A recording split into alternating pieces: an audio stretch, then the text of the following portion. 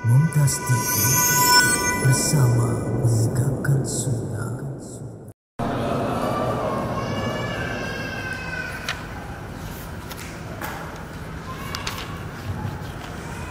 Innal hamdalillah nahmaduhu wa nasta'inuhu wa nastaghfiruh wa na'udzu billahi min shururi anfusina wa min sayyiati a'malina.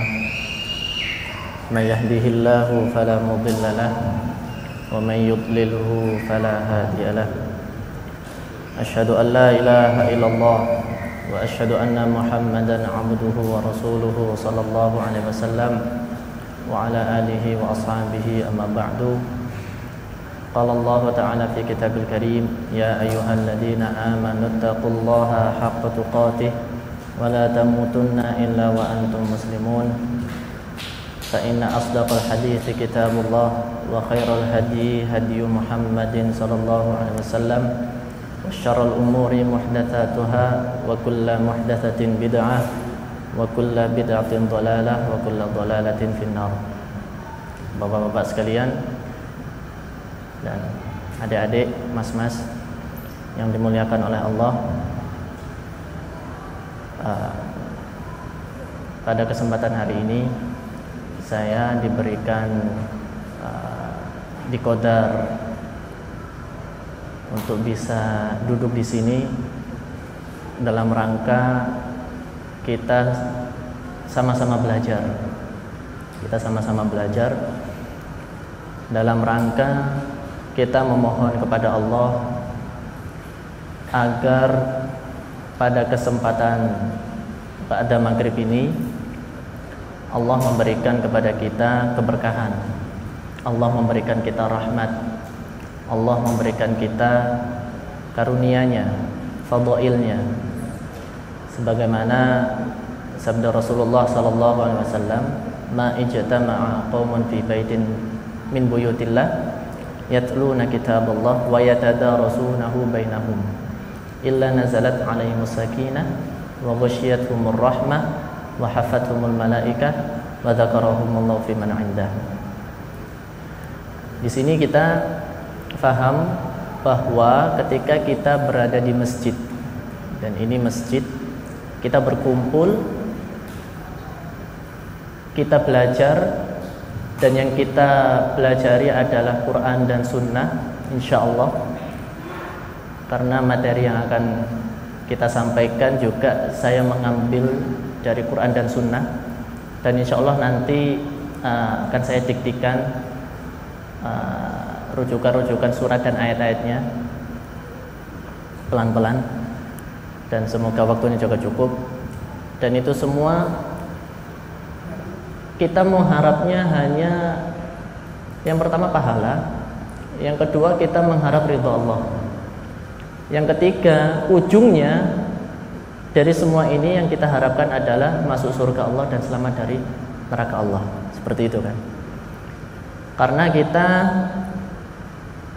capek, susah payah beraktivitas dari pagi sampai malam. Adik-adik juga mondok di sini belajar menghafal Al-Quran, capek. Mungkin badannya nggak capek, tapi otaknya panas. Ngafal nggak hafal-hafal ini, masya Allah susah sekali, capek semua. Semua kecapaian itu apa? Demi apa yang akan kita raih? Semuanya itu hanya pahala, ridha Allah. Kenapa kita mengharap ridha Allah, pahala Allah? Karena kita ingin masuk surga selamat dari neraka. Intinya adalah itu. Maka dari itu kembali kita ingatkan bahwa kita ini dalam rangka belajar dan belajar ilmu agama. Lalu selanjutnya di dalam proses belajar ini kita akan menjumpai berbagai macam kendala, berbagai macam warna, berbagai macam tantangan yang mana keadaan secara umum kita sebagai manusia, ada kalanya kita di atas, ada kalanya kita di bawah, ya. Secara umum keadaan kita kalau nggak di atas, di bawah. Keadaan kita di atas, contoh mungkin keadaan kita sedang senang, keadaan kita sedang bahagia. Mungkin sebagian kita ada yang bertani, itu Masya Allah tanamannya subur semua. Mungkin ada yang berdagang, Masya Allah dagangannya laris semua. Mungkin adik-adik ketika menghafal, belajar itu mudah meresap, menghafal kok gampang sekali. Itu keadaan di atas semua. Yang mana ketika kita berada di atas, kita diajarkan oleh Allah agar senantiasa kita bersyukur. Lalu keadaan sebaliknya, ada kalanya kita di bawah. Macam-macam. Kita dikasih sakit, kita mungkin dikasih cobaan, yang bapak-bapak yang bekerja mungkin kena tipu, atau mungkin mendapatkan orang yang Masya Allah menguji kesabaran kita, omongannya nggak enak dan lain sebagainya.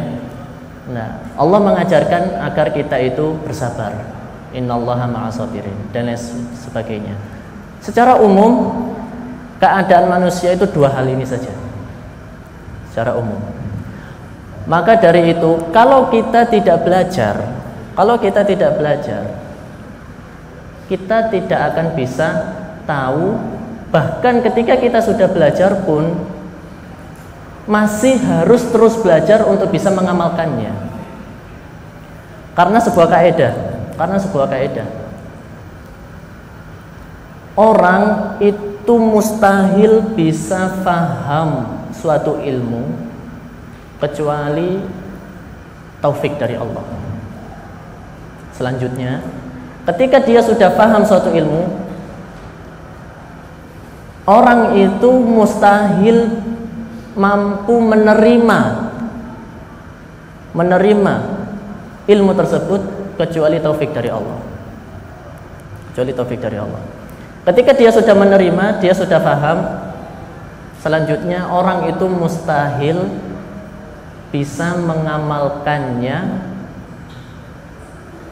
kecuali taufik dari Allah. Itu masih perlu belajar. Nah, maka dari itu majelis-majelis seperti ini itu sebagai sarana kita untuk belajar dan sarana kita untuk mengingat kepada Allah. Dan ini juga termasuk sebagai nikmat karena Masya Allah kita di sini ngaji bisa enak, nyaman, penerangan juga terang, ada kipas angin, ada AC dan lain sebagainya, dan juga ada lantainya dan sebagainya. Itu termasuk nikmat dari Allah. Maka dari itu kewajiban ketika kita sedang berada di sini sekarang, itu sedang berada secara garis besar, itu kita sedang berada di atas, roda berputar tadi itu sedang berada di atas, yang menuntut kita untuk bersyukur. Nah, bersyukur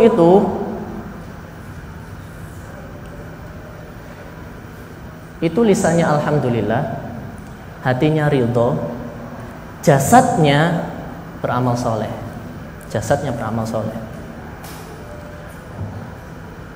Lisannya alhamdulillah, hatinya ridho, jasadnya, fisiknya itu amal soleh. Itu bersyukur. Contoh, kita bersyukur sebagai orang Islam, kita bersyukur sebagai orang iman. Alhamdulillah. Hatinya ridho. Raditu billahi rabba wa bil islami dina wa bi Muhammadin sallallahu alaihi wasallam nabiyya. Jasad kita beramal soleh. Apa prakteknya? Kita menjaga sholat 5 waktu. Itu syukur.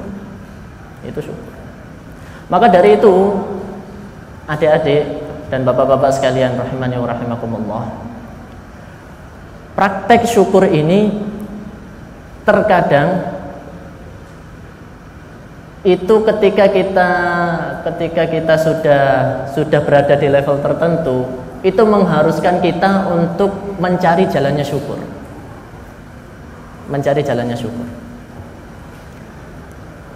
Mungkin kita sudah mendapatkan rezeki, semangat dan sebagainya, yang mana dulunya kita itu susah payah di dalam meraih rezeki itu.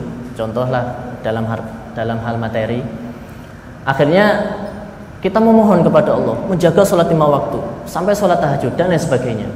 Ketika Allah memberikan apa yang dia doakan, yaitu rizki berupa harta tadi, maka seharusnya dia itu bersyukur. Apa prakteknya? Dia semakin menjaga sholat 5 waktunya, dia semakin menjaga tahajudnya. Seperti itu praktek bersyukur secara jasad. Nah, bapak-bapak dan mas-mas sekalian rahimani wa rahimakumullah, syukur ini ternyata secara peninjauan dalil, dan ini faedah ini saya dapatkan dari Ustadz Firanda hafizahullah taala. Syukur ini kan tadi umumnya manusia kan ada di 2 kondisi, ya kan?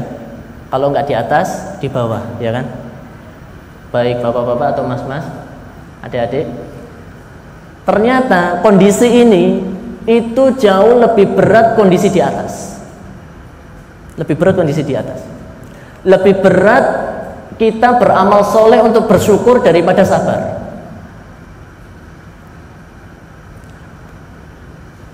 Contohnya gini, orang yang diberikan kekayaan lebih dari cukup, kan kita paham ya, Allah itu menjadikan kaya dengan cukup, nggak ada kaya dengan miskin, ya kan?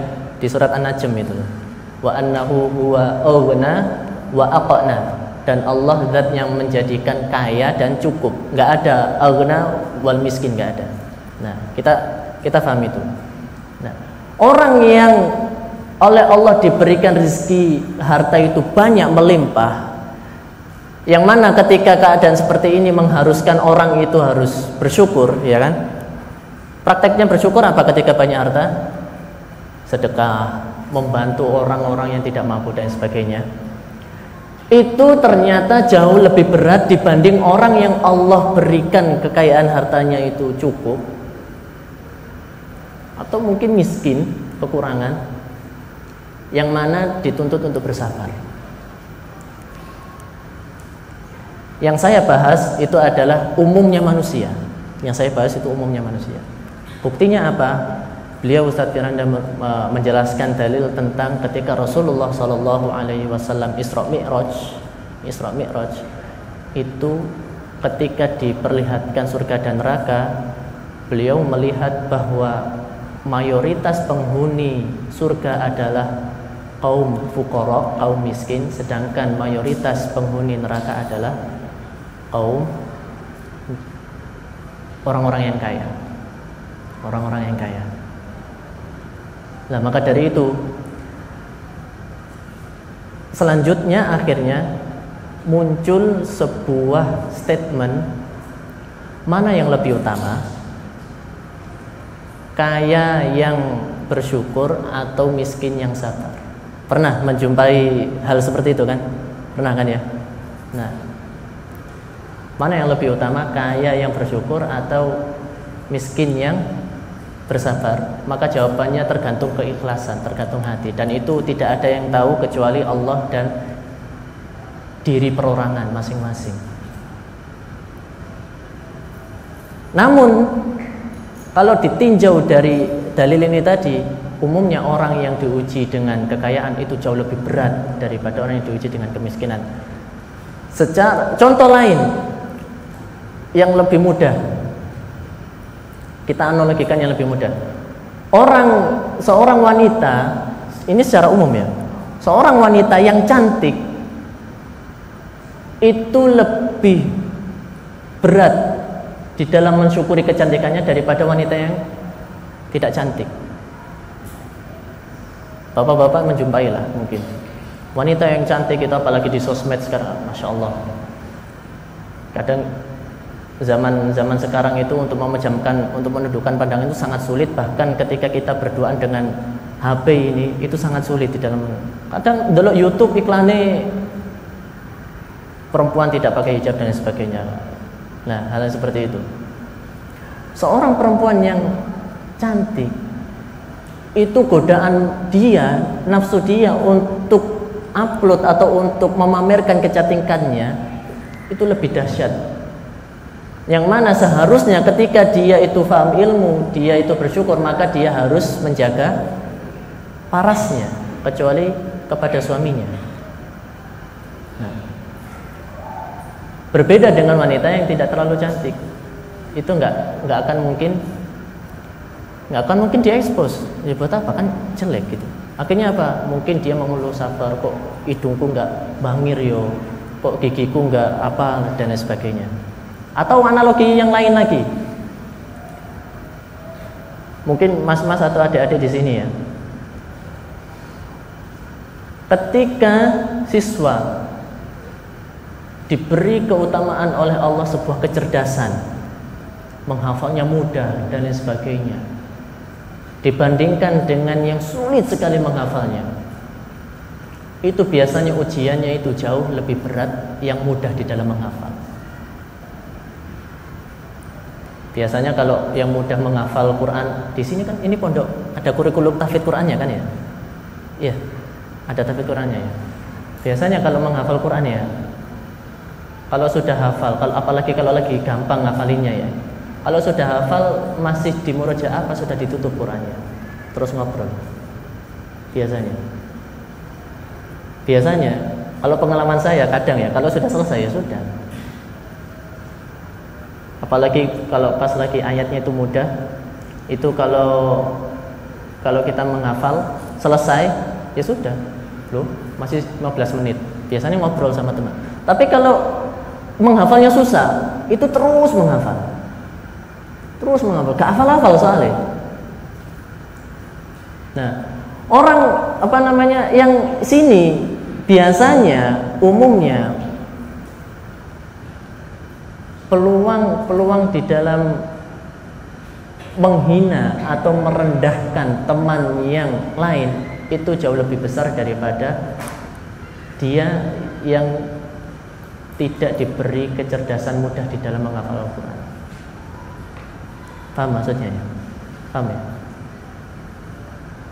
Dan itu terjadi.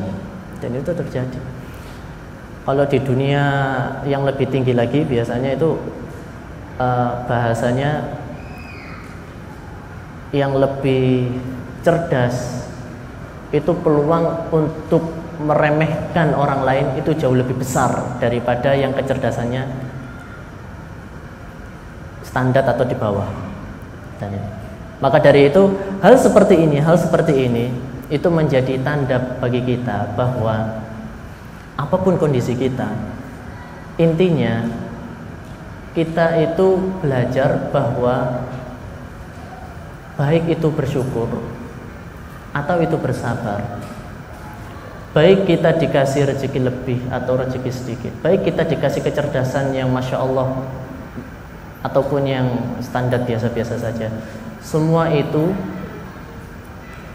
adalah berbagai macam keutamaan atau kuasa Allah yang Allah tunjukkan kepada kita, yang intinya adalah kita semua hanya disuruh untuk beribadah kepada Allah. Intinya adalah kita itu hanya disuruh beribadah kepada Allah. Contoh yang tadi tentang yang paling mudah, yaitu yang rizki harta tadi. Orang yang diberi rizki lebih, maka dia harus bersyukur. Praktek syukurnya apa? Sedekah, zakat mal, zakat fitrah dan sebagainya. Terus tujuannya untuk apa? Untuk memberikan, berbagi kepada yang lebih miskin. Nah, seperti itu. Maka dari itu, ma'asyiral muslimin rahimani wa rahimakumullah, poin-poin yang barusan kita jelaskan tadi itu menunjukkan kepada kita bahwa wajibnya kita bersyukur kepada Allah apapun kondisi kita, dan kita kalau tidak bersyukur kepada Allah maka kita akan diancam oleh Allah bahwa siksa Allah itu sangatlah pedih. La in syakartum la azidanakum wa la in kafartum inna adzabi lasyadid. Ma'asyiral muslimin, bapak-bapak dan adik-adik sekalian rahimani wa rahimakumullah. Selanjutnya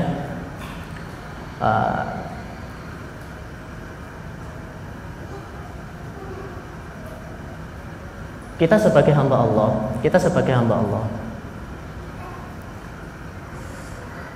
itu pasti menginginkan segala urusan kita itu lancar. Pasti segala urusan kita itu lancar. Secara manusiawi kita pasti menginginkan segala hal urusan kita itu lancar. Namun ternyata seringkali kita itu diajarkan oleh Allah, diingatkan oleh Allah bahwa ketika kita ingin meraih sesuatu itu tidaklah mudah, tidak semudah membalikkan tangan. Dan itu fakta yang harus kita terima, itu adalah qadar kauni yang harus kita terima, yang mengharuskan kita harus betul-betul selalu istiqomah, selalu bergerak sampai ajal kita menjemput. Sebagaimana di surat Al-Ankabut ayat 2 itu, afahasibatum annama khalaqnakum abatha, sampai akhir ayat itu menunjukkan bahwa ketika kita itu sudah mengikrarkan diri kita sebagai orang iman, maka kita itu pasti akan diuji oleh Allah, pasti akan diberi ujian oleh Allah. Dan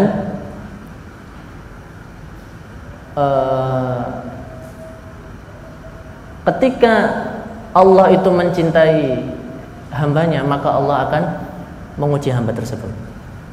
Nah,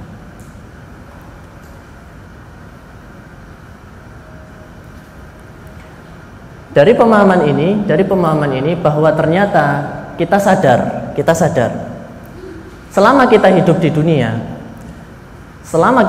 dunia, walaupun diri kita itu menginginkan segala urusan kita itu dimudahkan, tapi hakikatnya ketika kita menjalaninya itu mesti ada tantangan, mesti ada masalah.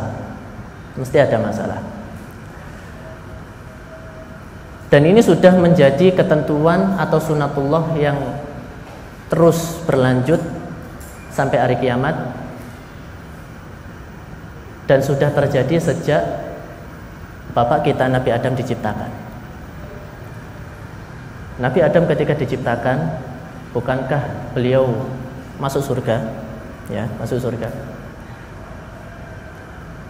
Dan di surga itu kita tahu bahwa kenikmatannya itu masya Allah tidak terbayangkan, tidak pernah terlihat oleh mata, tidak pernah terdengar oleh telinga, bahkan tidak pernah terbayangkan unek-unek manusia nikmatnya masya Allah. Namun Allah memberi tantangan, Allah memberi ujian. Dan kita tahu semua bahwa di saat itu Nabi Adam khilaf. Yang inti cerita akhirnya Nabi Adam diturunkan di dunia. Mungkin kita mengambil pelajaran itu, kenapa kok Nabi Adam memakan buah khuldi? Salah satu faktornya adalah godaan setan. Nah, maka fakta ini mengingatkan kepada kita bahwa diri kita yang serba ingin segala urusan kita itu mulus, Allah pasti memberi ujian. Lalu setan itu sudah berjanji kepada Allah pasti akan selalu menggoda kita. Nah, dari hal ini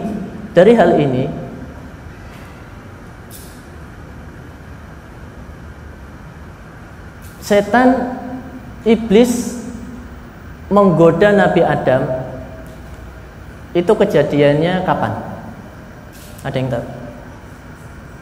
Bapak-bapak mungkin. Ini kan kisah yang sudah umum hafal ya, secara garis besar ya alurnya. Jadi kapan iblis itu menggoda Nabi Adam untuk memakan buah khuldi? Yaitu setelah iblis bermaksiat kepada Allah, yaitu tidak mau sujud kepada Adam. Intinya Nabi Adam berbuat kesalahan memakan buah khuldi, karena Allah memerintahkan agar tidak memakan buah itu. Iblis juga berbuat kesalahan menentang maksiat Allah karena tidak mau sujud kepada Adam.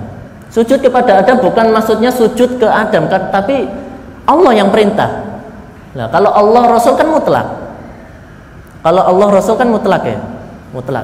Ketika Allah memerintahkan iblis sujud kepada Adam, ketika sujud berarti hakikatnya bukan sujud kepada berarti ketika iblis itu seumpama sujud, maka dia taat kepada Allah. Intinya di situ. Namun nggak mau.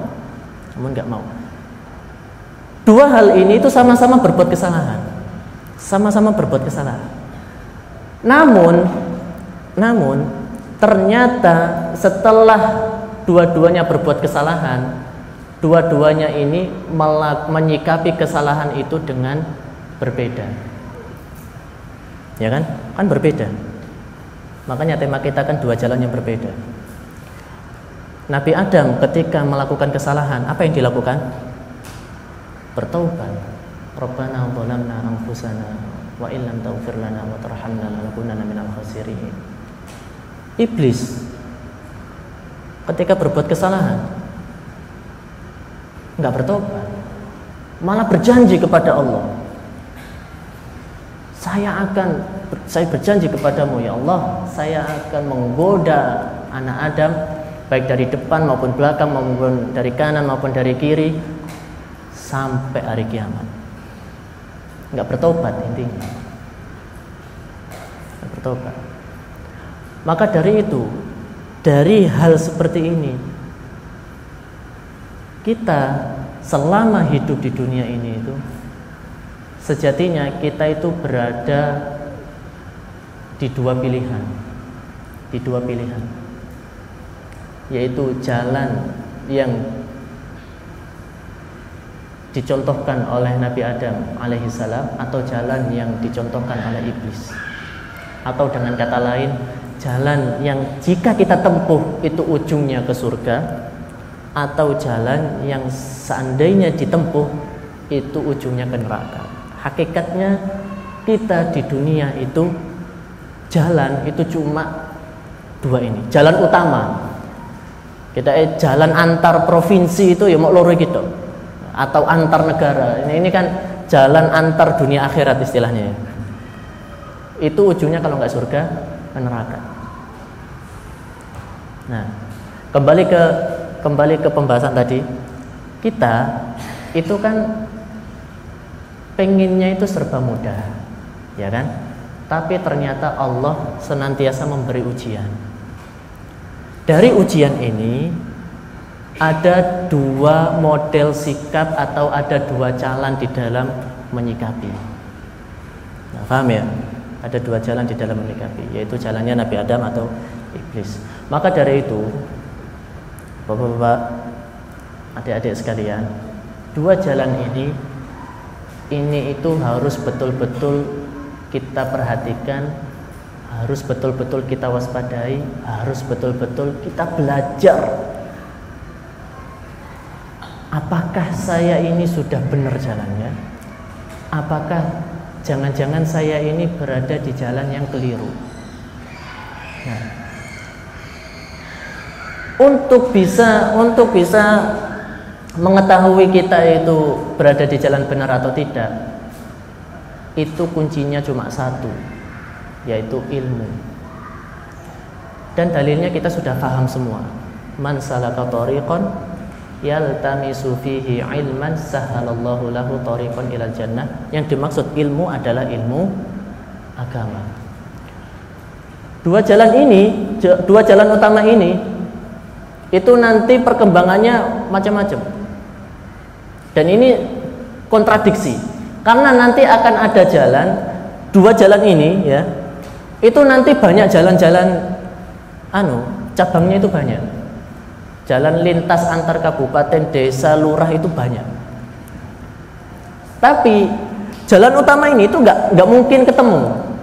Tapi kalau cabang-cabang ini itu bisa ketemu atau tidak ketemu tapi bisa beriringan. Kita contohkan seperti ini. Dua jalan yang berbeda ini contohnya. Jalan yang dianut oleh ahli surga dan ahli neraka. Itu sudah jelas beda. Nah, sebagaimana yang dijelaskan di Quran surat An-Naba ayat 21 sampai 40. Lalu surat Al-A'raf ayat 42. Atau bisa juga kita sebutkan di surat Al-Kafirun, lakum dinukum waliyadin, agamamu ya agamamu, agamaku agamaku, jalanmu karo jalanku berbeda. Atau surat Al-Baqarah ayat 161. Nah, hal-hal seperti ini yang menunjukkan tentang ahli surga dan ahli neraka. Berbeda memang. Ahli surga ya pasti dia itu mengamalkan amalan-amalannya ahli surga, sholat, amal soleh, berkata jujur dan sebagainya. Ahli neraka berdusta, mengejek agama,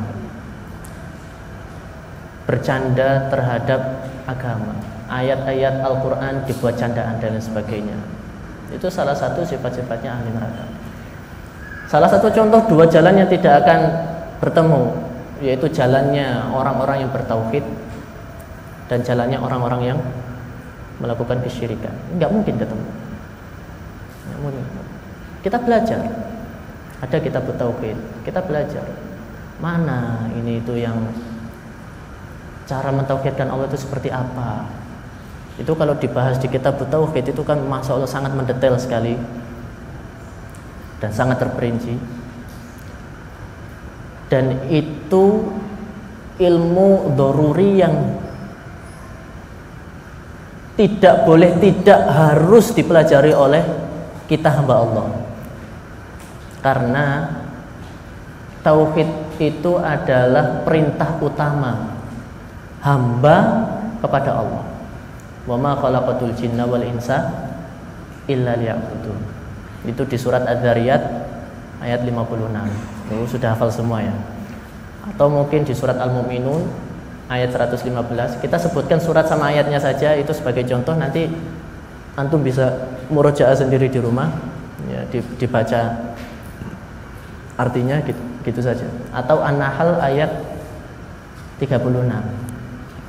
Nah, contoh lagi jalan yang tidak pernah bertemu, yaitu jalannya orang-orang ahli bid'ah dengan jalannya orang-orang ahlus sunnah.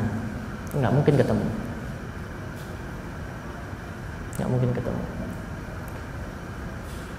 Lalu jalannya orang yang ini secara umum jalan-jalan dua ini itu nggak mungkin ketemu. Dari sini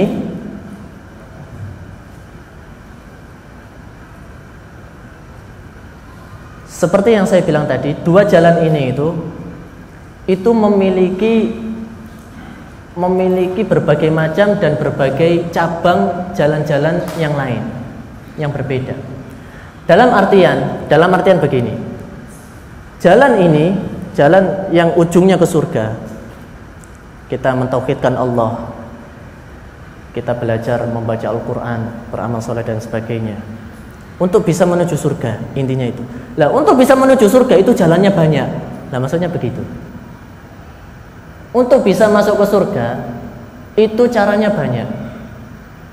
Tapi awas, jangan sampai disalahartikan.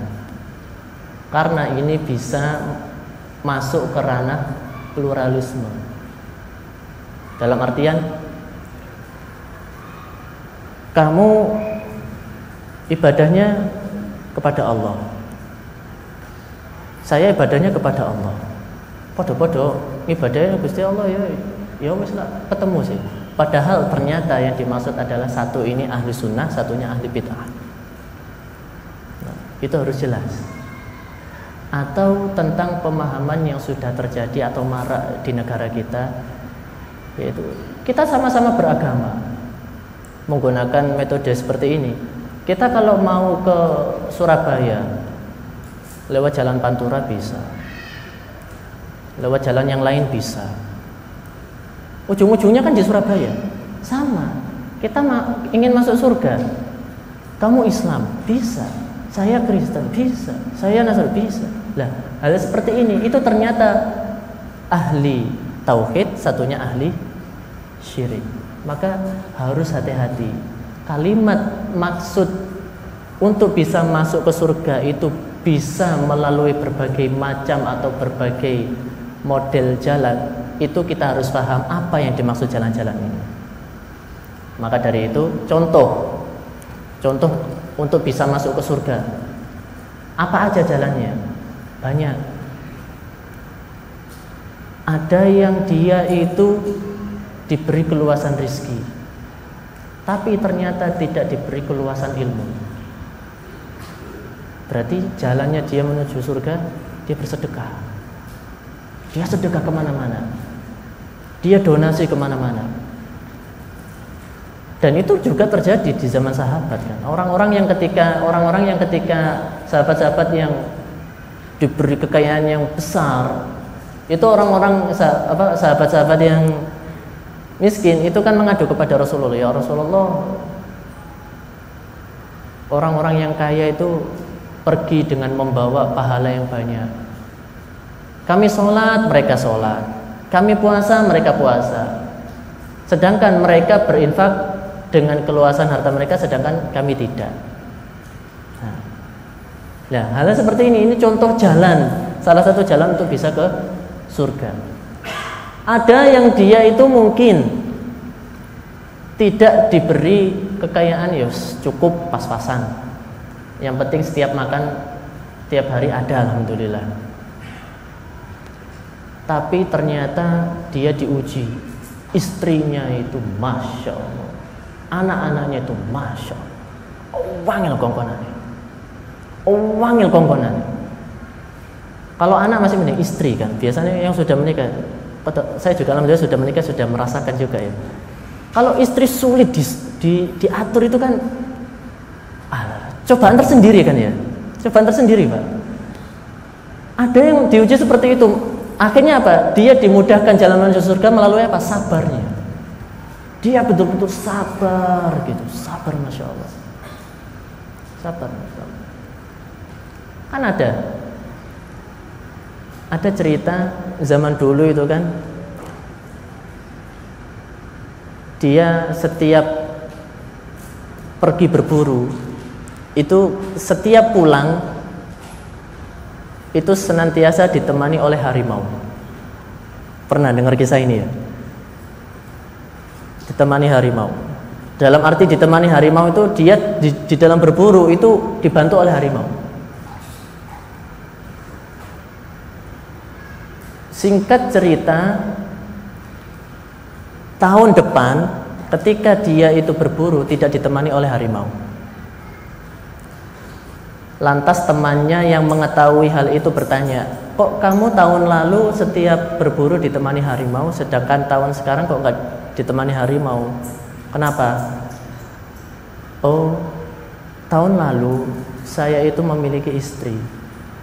Istri saya itu luar biasa, intinya negatif. Namun alhamdulillah saya bisa sabar dengan itu. Maka Allah memberikan keutamaan kepada saya, harimau yang senantiasa membantu saya di dalam berburu. Lalu di saat itu istri saya ini meninggal, lalu saya nikah lagi, mendapatkan istri yang alhamdulillah solehah, sangat taat, sangat menjaga lisannya, sangat menghormati suaminya gitu. Namun Allah menghilangkan keutamaanku berburu bersama harimau. Ada kalanya hal seperti itu. Poin ini maksudnya apa? Maksud saya itu tadi berkaitan dengan tadi itu loh, istri. Terkadang memang ketika kita dihadapkan dengan keluarga yang diuji dengan keluarga kita, itu mengharuskan kita untuk bersabar. Dan bisa jadi sabar itu jalan mudah kita menuju surga. Orang itu kalau tidak tahu ilmunya nggak mungkin bisa bersabar. Kisahnya Nabi Musa dengan Nabi Khidir itu sudah cukup menjadi pelajaran buat kita bahwa kita kalau nggak tahu ilmunya nggak mungkin bisa sabar. Ya apa caranya sabar? Ngaji, belajar. Orang yang dia itu tahu ilmu tentang nanam padi, dia bisa bersabar. Oh ini belum waktunya panen, oh ini belum waktunya anu. Tapi kalau nggak tahu ilmunya, disiram terus dipupui terus kok gak mari-mari yo, kok gak selesai-selesai. Ya itu contoh. Wa kaifa tasbiru ala ma lam tuhit bihi khubara. Bagaimana mungkin kamu bisa bersabar ketika kamu tidak tahu ilmunya? Ya, itu salah satu jalan. Banyak jalannya itu. Ada yang jalannya itu ahli ilmu, ulama, para ustadz. Nah, para ustadz pun itu jalannya juga berbeda-beda. Ada yang dimudahkan jalannya di dalam mempelajari bab fikih. Ada yang dimudahkan jalannya di dalam menghafal Al-Quran, di dalam menghafal Al-Quran sampai qiraah-qiraah yang lain. Ada yang dimudahkan di dalam usuluddin, ada yang dimudahkan di dalam riwayat hadis dan sebagainya. Itu pun juga berbeda-beda. Yang intinya jalan menuju surga itu banyak. Jalan menuju surga ini banyak. Namun jangan salah, potensi untuk kita bisa tersesat ke jalan yang ujungnya itu menuju neraka itu senantiasa menghantui kita, senantiasa terbuka lebar-lebar, senantiasa terbuka lebar-lebar. Jenengan pernah ke acara kayak expo yang di situ banyak orang yang momen-momen terus jualan-jualan itu loh, jualan-jualan itu ya. Apalagi yang jualan-jualan itu keadaannya butuh, jenengan masuk, kan banyak yang ngawe-ngawe kan, Pak monggo Pak dilihat dulu barangnya. Apalagi kalau contoh gampang aja. Contoh nyata, pengalaman juga. Ketika jenengan yang pernah umroh ya, itu ketika mau belanja baju di Madinah maupun di Mekah, masuk pasar, itu orang-orang yang jualan baju itu banyak yang ngawe-ngawe. Mas, Pak, monggo dilihat dulu. Orang-orang sana itu sudah paham bahasa Indonesia. Monggo dilihat dulu, mari itu dilihat dulu gitu. Kalau kita nggak mempunyai keteguhan, akhirnya kita nanti digeret, lihat-lihat baju ini bagus. Apalagi kalau kepencut, oh ya bagus ya. Terus kita nggak tahu harganya, kita beli. Tapi kalau sudah 2-3 kali umroh, terus tahu kondisi di situ, ada ngawe-ngawe, bahkan sampai ditarik, digeret, nggak terpengaruh. Paham analoginya, paham ya? Kita di dalam hidup, kita itu ingin masuk surga. Kita ingin beribadah kepada Allah. Ibadah pun itu kita itu ingin ujungnya ke surga. Tapi jangan salah, setiap kita melangkah, setan itu selalu menggoda kita untuk berbelok.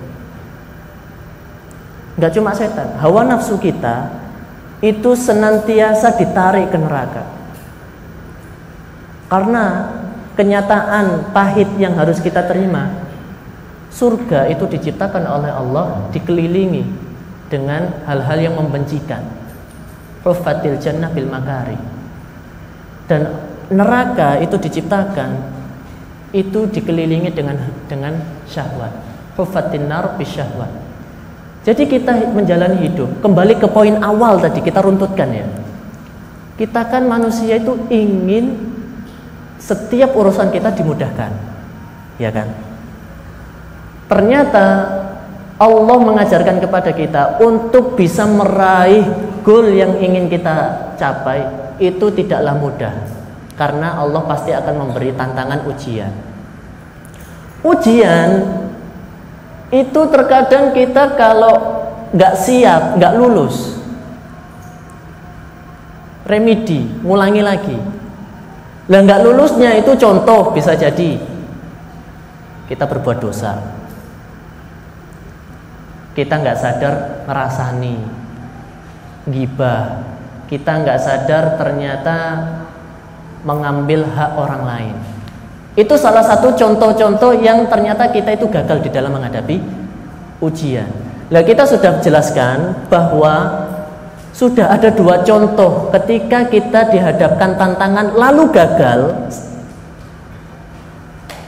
kita mau menganut sunnahnya Nabi Adam atau menganut sunnahnya iblis. Karena kalau kita sudah belajar ya, kita kan sudah tahu bahwa kullu bani Adam khata'un. Kita itu banyak salahnya. Wa khairu khata'ina at-tawwabun. Jadi kita selama ini belajar, selama kita melangkah, selama kita beramal, itu pasti tantangan ada. Tantangan ada kalanya kita lulus, pasti naik tingkat. Naik tingkat otomatis tantangan kita semakin berat. Ketika kita itu gagal, kita tergelincir, kita jatuh, segera kita bertaubat. Kalau kita sudah bertobat, kita sudah beramal soleh, kita sudah berinfak, kita sudah melakukan segala macam ketakwaan, jangan lupa bersyukur. Kalau kita tergelincir, lalu kita berbuat dosa, jangan putus asa. Itu terus sebenarnya siklusnya itu sampai kita menemui ajal kita. Terakhir, poin terakhir, selama kita menempuh perjalanan ini, kaidah penting yang harus kita pegang erat. Baik bapak-bapak maupun adik-adik, mas-mas yang sedang mondok. Kaidahnya adalah orang yang berhasil, atau kata lain orang yang sukses, atau terserah orang yang sukses, orang yang berhasil itu adalah orang yang ditolong oleh Allah. Itu kaidah. Kaidah ini jika kita fahami betul, jika kita hafal betul, itu bisa mengontrol kesombongan kita, bisa mengontrol ujub kita, bisa mengontrol syahwat kita yang kurang di dalam bersyukur. Singkat kaidahnya, tapi ini kaidah penting. Orang yang berhasil atau orang yang sukses itu adalah orang yang ditolong oleh Allah. Aplikasinya gimana? Orang yang bisa sholat subuh 2 rakaat di masjid itu bukan karena dia hebat, tapi karena dia dimudahkan oleh Allah sholat subuh di masjid. Orang yang ketika berdagang dia bisa jujur di dalam dagangannya, ketika dia tahu ternyata orang-orang kanan kirinya itu di dalam berdagang kok banyak yang gak jujur, itu bukan karena dia itu banyak ilmunya, karena dia banyak sering ngaji, enggak, karena dia ditolong oleh Allah. Itu kaidah penting. Dalilnya adalah intan surullaha yansurkum. Jika kamu menolong agama Allah, maka Allah akan tolong agamamu. Maksud dari menolong adalah jika kamu menunaikan hak-haknya Allah, maka Allah akan menunaikan hak-hakmu. Nah, yang jadi masalah itu orang tidak menunaikan hak-haknya Allah. Dia jarang mengerjakan ibadah, jarang mengajarkan ketakwaan. Itu adalah hak-haknya Allah. Tapi dia seringkali memikirkan masa depan. Yang mana kita tahu bahwa masa depan itu termasuk hal yang gaib, ya kan? Masa depan itu hal yang gaib. Kita nggak tahu masa depan itu seperti apa. Nah, orang yang seperti inilah yang akhirnya dia itu kena tekanan batin. Akhirnya itu dia stres. Akhirnya dia itu mangan gak enak. ketemu keluarga, ketemu anak gak iso guyu. Itu biasanya karena seperti ini. Kenapa? Karena pikirannya, ekspektasinya itu terlalu berlebihan. Sedangkan orang iman itu fokus, dia mengerjakan amal soleh di saat itu. Dia ikhtiar berusaha semaksimal mungkin yang dia mampu di saat itu. Adapun hasilnya ke depan Allah yang menentukan. Itu mentalnya orang iman. Nah, ini berkaitan dengan salah satu cara kita di dalam menjalani hidup ketika kita berjalan di jalan ini tadi loh. Kan kita kan tadi kalau berjalan pasti dihadapi tantangan, ya kan? Dihadapi tantangan. Kita lawan, kita selesaikan tantangan itu. Kalau kita jatuh, ya udah tobat. Tobat. Allah Maha Pengampun.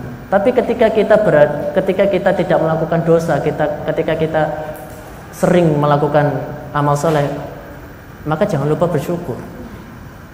Ingat kaidah ini. Saya bisa melakukan itu tuh karena Allah, bukan karena saya hebat.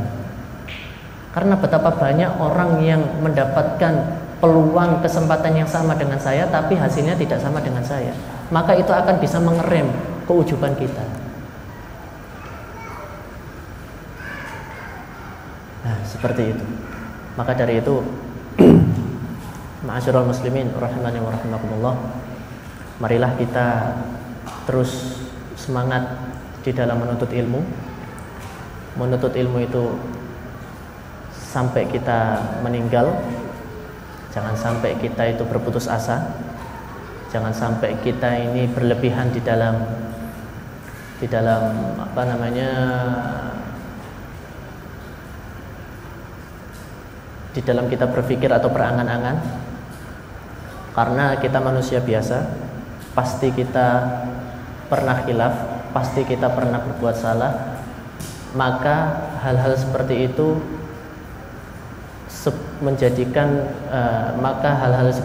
jadikan sebuah pelajaran agar bisa menjadi lebih baik daripada sebelumnya. Jam berapa ini? Masih jam 7:04. Sampai jam 7 kan ya? Sampai jam 7.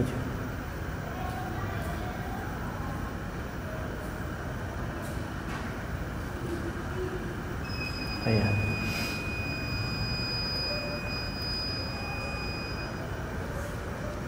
Tanisa, adzan dulu atau gimana? Apa lanjut? Mas Agung? Belum, mana Mas Agung? Hah?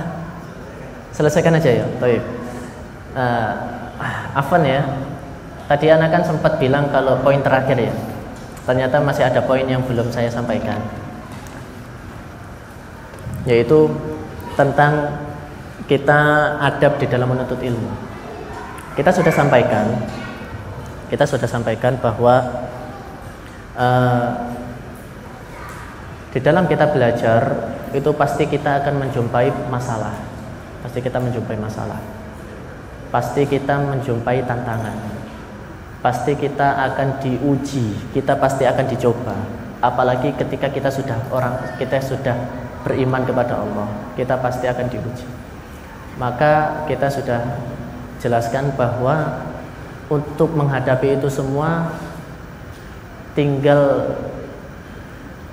kita kerjakan, kita amalkan apa yang sudah Nabi Adam ajarkan kepada kita, dan apa yang sudah iblis ajarkan kepada kita, agar kita jangan sampai mengikuti cara yang seperti itu.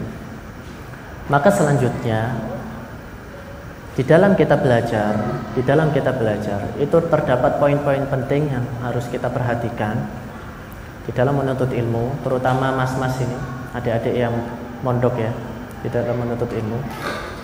Terdapat poin-poin penting. Sebenarnya banyak, adab menuntut ilmu itu banyak sekali.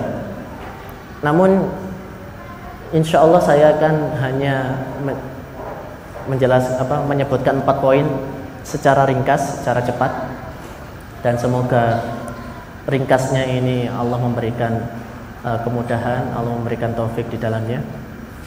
Yaitu poin yang paling utama dan yang paling penting adalah ikhlas lillahi ta'ala. Ikhlas menuntut ilmu. Maksud ikhlas ini bisa kita renungkan, dengan salah satu cara agar kita meraih keikhlasan adalah kita merenungkan untuk apa saya belajar ini. Untuk apa saya belajar ini? Contoh, adik-adik, mas-mas di sini mondok. Untuk apa saya mondok? Berarti ini bab muhasabah, ya kan? Bab muhasabah diri. Bapak-bapak mungkin ketika ingin ikhlas di dalam beribadah, untuk apa saya sholat ini? Untuk apa saya sedekah ini? Untuk apa saya bangun pagi-pagi mencari nafkah ini? Untuk apa saya menyekolahkan anak-anak saya? Itu salah satu cara untuk meraih keikhlasan. Karena kita di dalam belajar itu harus cerdas. Nah, salah satu makna cerdas itu adalah dia paham apa sebab dia mempelajari ilmu tersebut. Di dalam belajar itu harus cerdas, dan cerdas di sini bukan cerdas IQ ya, tapi makna cerdas ini adalah dia tahu sebab apa dia mempelajari ilmu tersebut. Kalau di dunia akademik, kayak di perkuliahan kan ada lima jurusan. Ada jurusan syariah tentang fikih, kebetulan di sana fikihnya fikih Hambali. Ada jurusan dakwah usuluddin akidah, ada jurusan hadis, ada jurusan Quran, ada jurusan bahasa Arab, lughah, nahwu. Nah, ketika memilih salah satu jurusan itu harus cerdas. Apa maksud cerdas? Adalah kamu harus paham kenapa kamu memilih jurusan itu. Kenapa kamu memilih jurusan itu?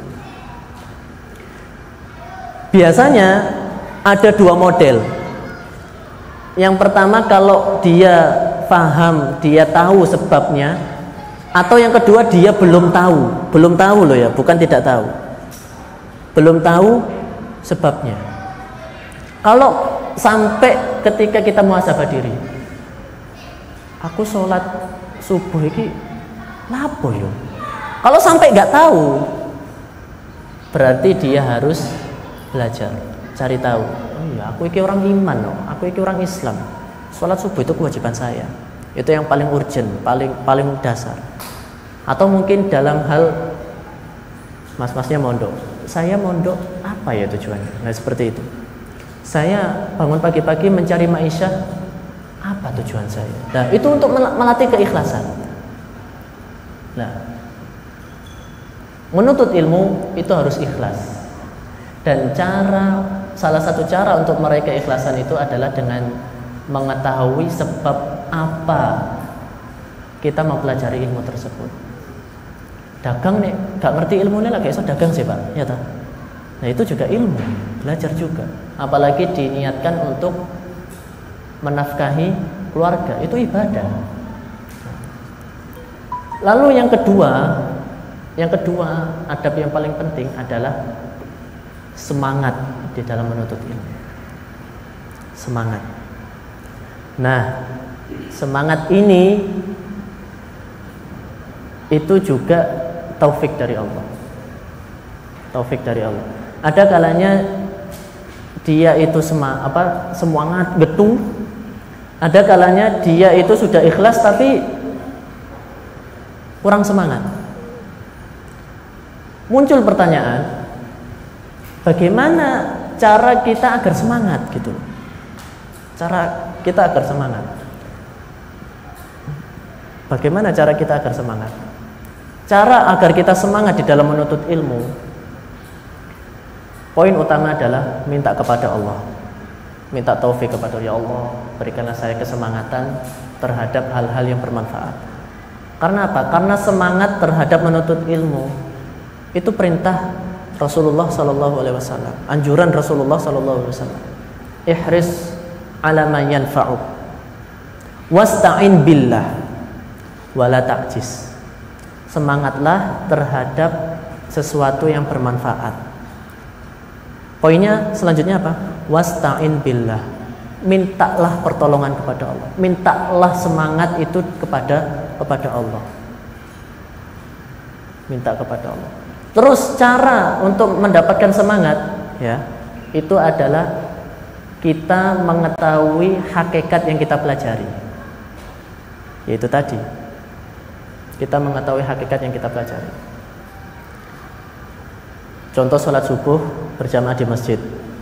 Sholat subuh berjamaah di masjid, gak semangat. Tapi karena dia faham bahwa ternyata qobliyah subuh saja itu lebih baik daripada dunia dan seisinya, apalagi sholat subuhnya, akhirnya semangat. Cuma dua itu.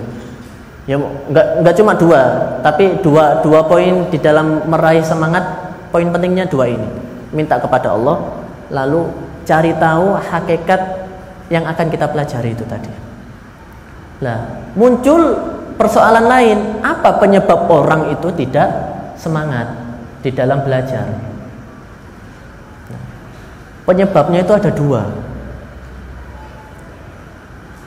Yang pertama, sebabnya itu karena memang wayai gak semangat. Dalam artian tuh lagi boring, lagi jenuh, lagi males. Istilahnya futur secara tabi'i. Futur secara tabi'i. Dan itu menjangkit semua orang. Hatta ulama-ulama kibar itu ya, yang kita lihat di TV-TV di Saudi itu juga memiliki futur tabi'i. Tapi dengan level yang berbeda dengan kita. Kalau contoh ya, ulama-ulama kibar itu kalau seumpama lagi semangat, Masya Allah, jadi karya tulis, jadi buku. Tapi kalau lagi futur, itu cuma baca kitab toh, baca kitab. Nah, kita mungkin levelnya beda. Kita mungkin kalau lagi semangat itu menjaga sholat 5 waktu, ya sholat rawatib, ya sholat duha, ya sholat tahajud dan sebagainya. Mungkin adik-adik ketika lagi semangat, Masya Allah, lagi di kelas nggak ngantuk, semangat soalnya, lagi nggak pernah absen, terus PR segala tugas sempurna semua, lagi semangat. Ada kalanya momen itu semangat itu luntur. Kalau mungkin yang awalnya itu semangat sholat tadi itu, akhirnya ini cuma sholat 5 waktu toh. Nah, maka kalau seperti ini, usahakan semaksimal mungkin jangan sampai berbuat dosa. Karena umumnya orang yang ketika dia itu semangatnya luntur, peluang mengerjakan maksiat itu lebih besar daripada ketika semangatnya tinggi. Lalu penyebab kedua orang itu tidak semangat itu karena ada sebabnya. Dan sebab paling utama itu dosa. Sudah. Apapun motifnya, itu sebabnya itu dosa. Kalau yang pertama sebabnya, maka ya sabar. Nunggu semangatnya nanti pulih lagi. Ya cari-cari, ya mungkin rihlah, jalan-jalan ke sawah atau apalah. Akhirnya nanti semangat lagi. Tapi kalau sampai ini semangatnya luntur itu karena yang kedua, segera bertobat. Kalau sudah bertobat bukan berarti langsung semangatnya pulih. Bisa jadi pulih, bisa jadi enggak. Kenapa? Karena dia berbuat maksiat itu tadi berefek lah, nunggu efeknya hilang. Ya ibarat orang sakit lah. Orang sakit kalau minum obat kan enggak langsung sembuh, ya kan? Ada durasinya. Sama. Ketika kita melakukan ketakwaan, lalu kita berbuat dosa, berbuat maksiat, turun keimanan kita itu, enggak semangat lagi. Kita tobat, itu ibarat konsumsi obat. Akhirnya apa? Lambat laun nanti semangat lagi. Nah itu, maka dua adab ini itu sangat penting, ikhlas dan semangat, dan kita sudah jelaskan cara untuk meraih semangat, dan kita sudah jelaskan sebab orang itu nggak semangat. Lalu poin yang ketiga, adab menuntut ilmu, ya. Tapi ini poinnya lebih ke pantangan di dalam menuntut ilmu. Pantangan di dalam menuntut ilmu. Karena guru kami yaitu Syekh Suwair itu menjelaskan sebenarnya menuntut ilmu itu sangat mudah. Menuntut ilmu itu sangat mudah. Hanya saja ada dua iskal, ada dua masalah utama yang menjadikan menuntut ilmu itu sulit. Yang pertama, adamul istimror. Apa adamul istimror? Gak konsisten. Gak konsisten.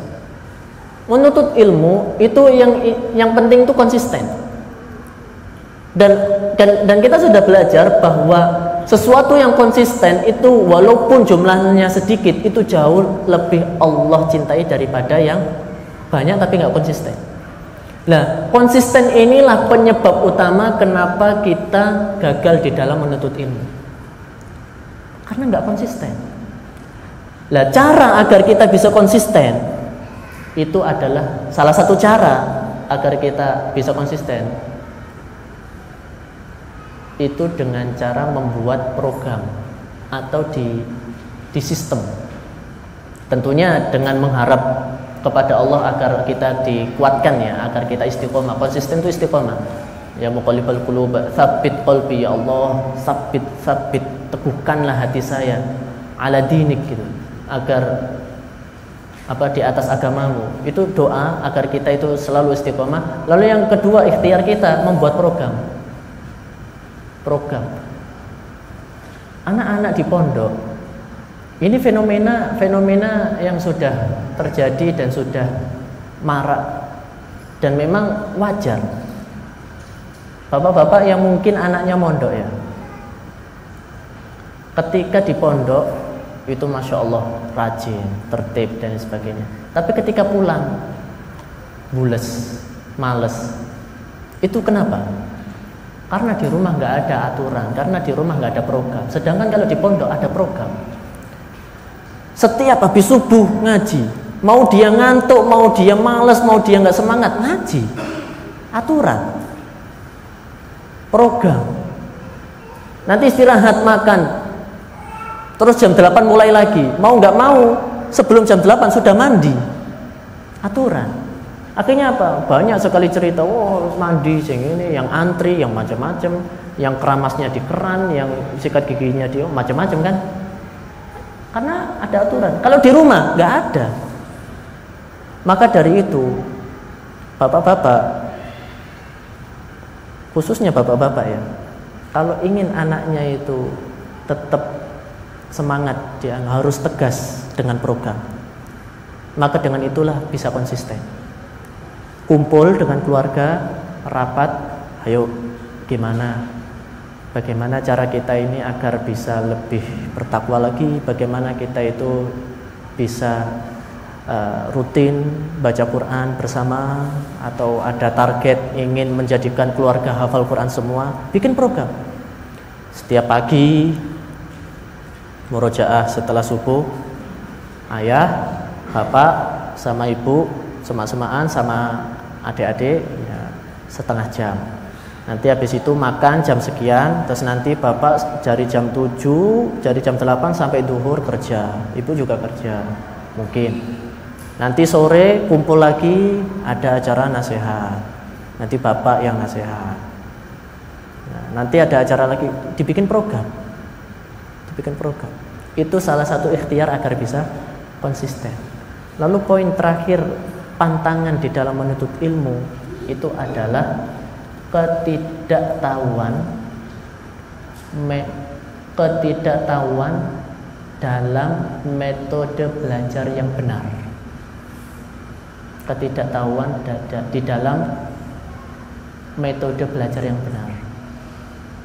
Dia sudah semangat, dia sudah ikhlas, dia sudah konsisten. Ternyata gurunya ahli bid'ah. Contoh, ternyata program di pondok itu kurang tegas programnya. Ternyata gurunya itu kurang istiqomah dan lain sebagainya. Karena salah satu metode yang benar di dalam belajar itu memilihkan guru yang tepat. Kalau sumber belajar kita sudah paham, yang tepat ya Quran, Sunnah, Hadis. Tapi kan banyak sekali ahli bid'ah, ahlul dhalal yang mereka itu mengeklaim kami juga Quran hadis, kan gitu. Tapi di dalam memahaminya itu tidak sesuai dengan pemahaman para salafus saleh. Nah, kita sudah semangat, mobil sudah disiapkan, sudah konsisten, gak bakal ngantuk nek nyetir. Sudah niat baik ke Surabaya, tapi ternyata jalannya itu salah. Ambil ke arah kulon, malah ngulon, tembusnya malah nang Semarang. Itu salah satu contoh. Jalannya harus benar, metode belajarnya harus benar. Maka dari itu PR bagi orang tua itu betul-betul harus memperhatikan putra-putrinya ketika ingin memondokkan, ketika ingin diajarkan atau disekolahkan, itu kita harus pilih. Dengan keterbatasan info, ilmu, wawasan yang kita punya, kita harus betul-betul menaruh ke guru yang tepat. Guru yang tepat.